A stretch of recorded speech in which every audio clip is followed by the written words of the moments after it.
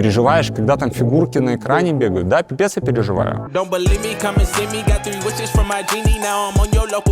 Без выходных стримлю, сегодня хоть траву потрогал. Участвовал в подставном матче, и меня отстранили. Ты можешь многое купить, но ты не можешь купить кубок. Ни в одном регионе нет такого количества сильных киберспортсменов, как у нас. $1 000 000 за игрока – это базовая цена. В принципе, чистыми реально 500-600 тысяч зарабатывать.